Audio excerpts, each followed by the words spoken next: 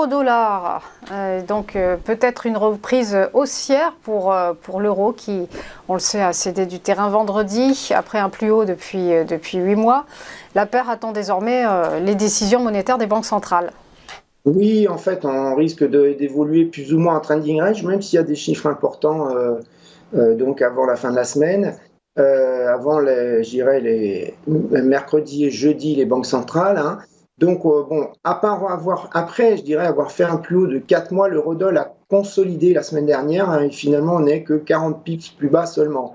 Alors, on a d'un côté l'économie en zone euro qui s'avère plus résiliente que prévu, comme je vous l'ai dit. Hein. On a notamment le PMI composite de la zone euro qui est remonté au-dessus de 50 en janvier. Donc, ça signale une expansion de l'activité.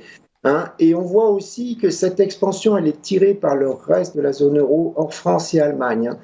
Et de l'autre côté de l'Atlantique, en Amérique, on a le PIB qui est sorti plus fort que prévu, mais il montre des signes de faiblesse, hein, comme les enquêtes sur les directeurs d'achat, par exemple.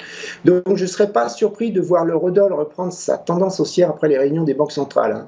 Alors, si on regarde en analyse technique, on a les mêmes niveaux à surveiller que la semaine dernière, hein, puisqu'on n'a pas évolué vraiment. On a un support à 1,0830 qui est une zone de congestion hein, sur laquelle l'eurodoll avait rebondi pendant 3 mois jusqu'en mai 2020. Plus bas, on a 1,07 qui est l'ancien support de mars 2020. Et là, à ce niveau-là, la paire de devises avait rebondi franchement. Voilà, bon, il faudrait qu'on passe en dessous de 1,0630-40 pour qu'on devienne, qu'on invalide la hausse. Hein.